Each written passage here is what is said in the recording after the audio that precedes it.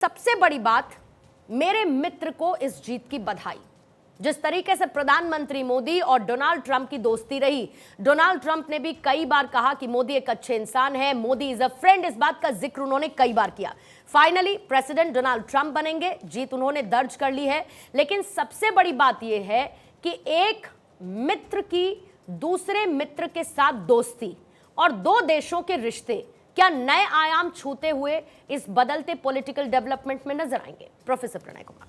निश्चित रूप से पूर्णिमा जी, आप जानती हैं कि प्रधानमंत्री मोदी रिश्ते बनाने में बहुत कुशल हैं और एक मंझे हुए राजनीतिज्ञ हैं। और डोनाल्ड ट्रंप के साथ उनकी केमिस्ट्री को देश ने और दुनिया ने समय समय पर देखा है। आप भूली नहीं होंगी, जब हाउडी मोदी कार्यक्रम हुआ था उसमें जिस ढंग से प्रधानमंत्री मोदी का स्वागत किया गया था, जिस ढंग से प्रधानमंत्री मोदी को महत्व दिया गया था, वह हम सब के जेहन में आज भी ताजा है। भारत तेजी से बढ़ती हुई अर्थव्यवस्था है और इस तेजी से बढ़ती हुई अर्थव्यवस्था में भारत अपने आप में एशियाई देशों में एक ऐसा देश है जो अमेरिका का स्वाभाविक रणनीतिक और व्यापारिक साझीदार है। डोनाल्ड ट्रंप कभी नहीं चाहेंगे कि चीन एक बहुत बड़ी शक्ति के रूप में स्थापित हो, तो चीन की बढ़ती ताकत भी भारत और अमेरिका के बीच जो स्वाभाविक मित्रता है उसको बढ़ाती है। और जो सबसे महत्वपूर्ण है, आप मानेंगे कि प्रधानमंत्री मोदी को पिछले चुनाव में जिस प्रकार के विरोधी अभियानों का सामना करना पड़ा, लगभग उसी प्रकार के विरोधी प्रचार का सामना ट्रंप को भी करना पड़ा है। लेफ्ट लिबरल मीडिया और उसमें रेडिकल इस्लाम, इन सब ने जिस ढंग से डोनाल्ड ट्रंप को अवमूल्यित किया, डोनाल्ड ट्रंप के आने का जिस ढंग से कुप्रचार किया, वो यदि जीतते हैं तो अमेरिका से लोकतंत्र खत्म हो जाएगा, ऐसी बातें फैलाई। ये प्रधानमंत्री मोदी के प्रचार में भी आपने देखा होगा। लेफ्ट लिबरल और रेडिकल इस्लाम का जो गठजोड़ है जी, ये डोनाल्ड ट्रंप के विरोध से जुटा रहा और ये डोनाल्ड ट्रंप को भी भारत के नजदीक लाता है। ठीक है। और इतना ही नहीं, आप देखेंगी कि बांग्लादेश के मुद्दे पर दुनिया के दूसरे देशों के राजनेता की बात तो छोड़ दीजिए, भारत के भी तमाम राजनीतिक पार्टियों के शीर्ष नेतृत्व ने एक शब्द नहीं बोला, लेकिन डोनाल्ड ट्रंप ने बोला और खुलकर बोला। ठीक है सर। एक अंतिम बात कह रहा हूं कि जो प्रधानमंत्री मोदी की खूबी है कि वो हर मुद्दे पर और हर मोर्चे पर स्पष्ट राय रखते हैं, ठीक वही शैली डोनाल्ड ट्रंप की है। वे हर मुद्दे पर बोलते हैं, स्पष्ट तरीके से बोलते हैं, राजनीतिज्ञों की तरह जलेबी नहीं बनाते। और अंतिम वाक्य कह रहा हूं कि राष्ट्र प्रथम राष्ट्र सर्वोपरि की नीति का अनुसरण दोनों नेता करते हैं, इसलिए दोनों की मित्रता स्वाभाविक है, दोनों की साझेदारी स्वाभाविक है। बिल्कुल, और देश की साझेदारी दोनों देशों की और इसी के साथ मजबूत हो, इसी बात की उम्मीद जरूर हम कर सकते हैं। इसी बीच में जिया मंजरी जी भी हमारे साथ जुड़ चुकी हैं। मंजरी जी, आपका भी बहुत बहुत स्वागत करती हूँ। और आपके पास विनोद शुक्ला जी आते हुए, क्योंकि इस पूरे पर्सपेक्टिव में भारत के जो हित है, एक तरफ जहां पर आज अपनी विक्ट्री स्पीच में डोनाल्ड ट्रंप ने इस बात का जिक्र किया कि हमारा किसी के भी साथ युद्ध नहीं है, हाँ हम युद्ध रुकवाएंगे, एक्सेप्ट हमने आईसिस को पूरी तरीके से खत्म किया। इधर प्रधानमंत्री नरेंद्र मोदी हैं जो कि उनके बहुत करीबी दोस्त हैं, जिसका जिक्र दोनों करते हैं, वो शांति प्रयासों की तरफ आगे बढ़ रहे हैं, फिर चाहे रूस हो, फिर चाहे यूक्रेन हो, या फिर अदरवाइज अलग अलग मंचों से प्रधानमंत्री ने शांति प्रयासों का जिक्र किया है। आपको लगता है कि इस एक पर्सपेक्टिव में दोनों दोस्तों का माइंडसेट सिमिलर है?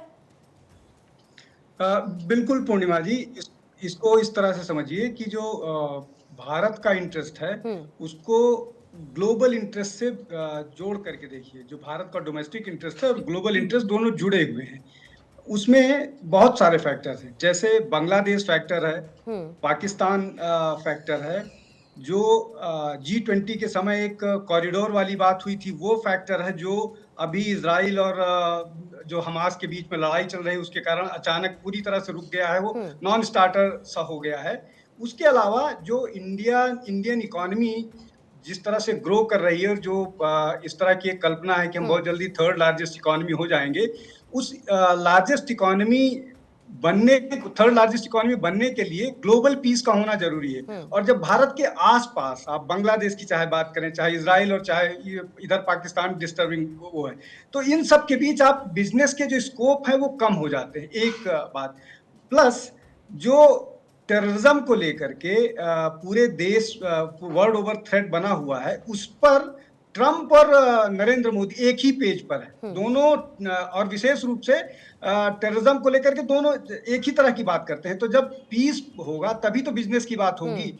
और जो दो बड़े वार चल रहे हैं, चाहे वो इजराइल का हमास के खिलाफ हो, चाहे रसिया और यूक्रेन का हो, उसमें अगर यूरोपियन कंट्रीज पर जो किसी न किसी तरह से यूक्रेन के साथ खड़े नजर आ रहे हैं, उसमें यूएस की भूमिका होगी। और अभी तक जो बाइडेन एडमिनिस्ट्रेशन है वो दोनों मामले में घालमेल करता रहा है, चाहे वो यूक्रेन वाले मामले में हो, चाहे आप इजराइल वाले मामले, दोनों मामले में घालमेल करता रहा है।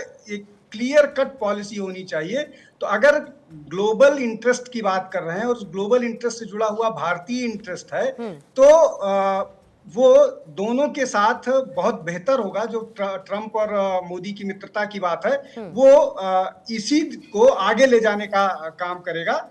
और यही है जिसके कारण इसको सेलिब्रेट किया जा रहा है। दूसरी बात ये है कि जो उनकी राइवल थी कमला हैरिस, वो अपनी इंडियन ओरिजिन को बार बार बड़ा दिखाने की कोशिश कर रही थी, लेकिन उनके पास ना इकोनॉमिक पॉलिसी थी, ना उनके पास कोई फॉरेन पॉलिसी थी। वो सिर्फ इमोशनल बात ऐसा कर रही थी कि हम भारत के साथ जुड़े हुए हैं, या वो इल्हान उमर को सपोर्ट कर रही थी, जो क्लियर कट भारतीय, मतलब उनको पाकिस्तान विजिट जो पीओके आई थी उस तरह, वो सारी चीजों ने उनको एक अलग तरह से खड़ा किया ग्लोबल कम्युनिटी में। और ये सारे फैक्टर्स जो थे, जो यूएस के इलेक्शन में भी काम किए और इंडियंस जो वहां पर है उस पर भी काम किए, और हमारे इंटरेस्ट को भी कैटर करते हैं। इसलिए ये सारा कुछ जरूरी था ट्रंप का वहां पर आना। और निश्चित तौर पर ये जो जुगलबंदी है अगले 4 साल तक बेहतर होगी भारत के लिए भी। बिल्कुल। और जैसा कि डोनाल्ड ट्रंप ने कहा कि अमेरिका के लिए स्वर्णिम काल ये रहेगा, तो इस बात की उम्मीद भी करते हैं कि भारत और अमेरिका के रिश्तों के लिए भी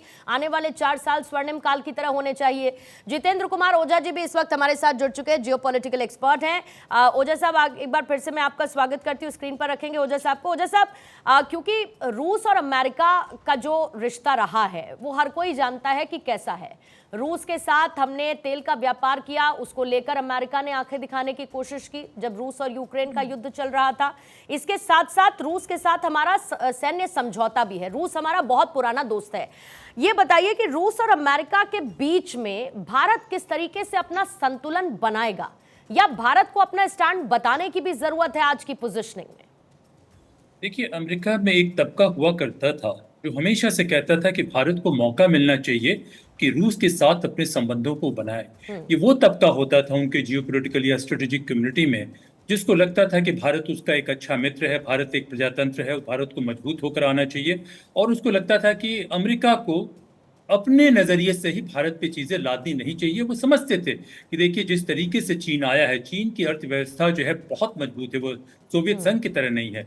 रूस से वो 10 गुना जो है मिलिट्री मामले में मजबूत है, पॉपुलेशन में मजबूत है और जीडीपी में भी मजबूत है। कटिंग एज टेक्नोलॉजीज में चाइना कई एरिया में अमेरिका से भी आगे आ गया था। तो अभी तक मेरा मानना है कि जो अमेरिका में भी बहुत सेंसिबल लोग हैं, उनको लगता है कि जो ये युद्ध किया जा रहा है इससे पूरी जियोपॉलिटिकल इक्विलिब्रियम खराब हो रही है। वो हमारे लिए ही नहीं बल्कि अमेरिका के लिए भी खराब हो रही है। अमेरिका की जो इंडस्ट्रियल बेस है, खास करके मिलिट्री टेक्नोलॉजीज में, वो बुरी तरीके से इरोड हुए हैं। पिछले कई वर्षों में देखा जाए कि जिस तरीके से जो हम लोग एक दफे कहते हैं कि जो मैरीटाइम पावर है वो बहुत ही कॉम्प्लेक्स पावर है, कि उसमें सिर्फ जो है आप युद्धपोत नहीं बनाते हैं। जो युद्धपोत बनाने की जो क्षमता है वो तभी सस्टेन कर सकती है जब आपके पास इंडस्ट्रियल बेस है, टेक्नोलॉजी है और लगातार आप इसमें इन्वेस्ट किए जा रहे हैं।